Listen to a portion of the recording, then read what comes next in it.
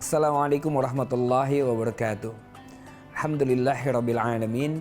Asyhadu an la ilaha illallah wahdahu la syarikalah takriran bihi wa tauhidan wa asyhadu anna Muhammadan abduhu wa rasuluhu amma ba'd.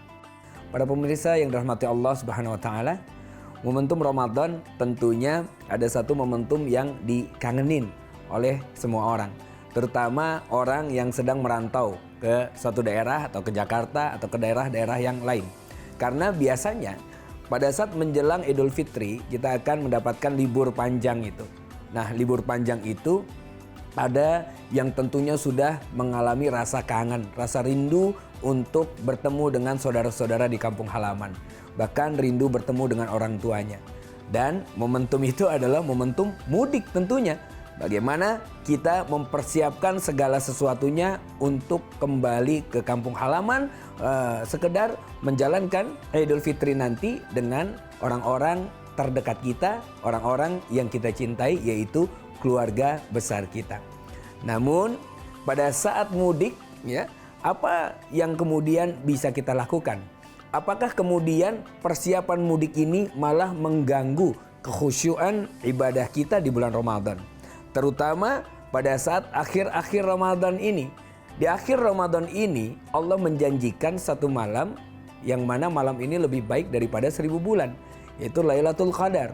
Bagaimana caranya supaya mudik kita ini tidak disibukkan dengan persiapan yang panjang, tapi kita melupakan hilaf terhadap apa?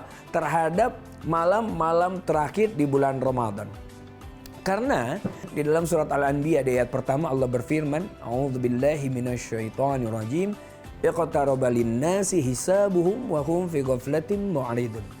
Sudah makin dekat, kata Allah, manusia itu dengan hari penghisapan mereka, hari akhir, maksudnya kiamat. Dan kita ini adalah produk-produk akhir zaman tentunya. Orang-orang yang sudah makin dekat dengan akhir zaman. Dan manusia di akhir zaman itu ternyata dalam keadaan dua, kata Allah, ghaflah wa mu'ridun. Makin dekat dengan kiamat, maka manusia akan mengalami yang namanya satu fase kelalaian. Kelalaian apa? Kelalaian dalam beribadah kepada Allah Subhanahu wa taala. Sehingga jelas sekali kita lihat budaya mudik ini bisa jadi menjadi budaya yang terkadang melalaikan kita untuk mempersiapkan malam-malam terakhir terbaik di hadapan Allah. Malah kita pergunakan untuk apa? Mempersiapkan segala macam untuk keperluan mudik kita.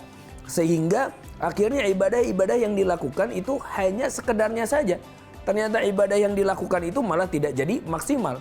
Karena otak kita sudah siap berpikir tentang mudik. Usikum wa nafsi bitaqallah. Bukan berarti tidak boleh untuk mudik itu. Tidak, boleh sekali. Karena silaturahim itu ajang yang luar biasa dahsyat keberkahannya.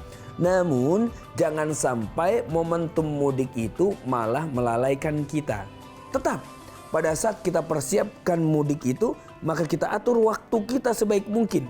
Kalau perlu ditulis, dicatat, dan bahkan dibuat di laptop kita atau komputer kita. Jam sekian sampai sekian persiapan mudik. Jam sekian sampai sekian persiapan baca Quran. Jam sekian sampai sekian persiapan untuk apa? Sholat tarawih dan lain-lain.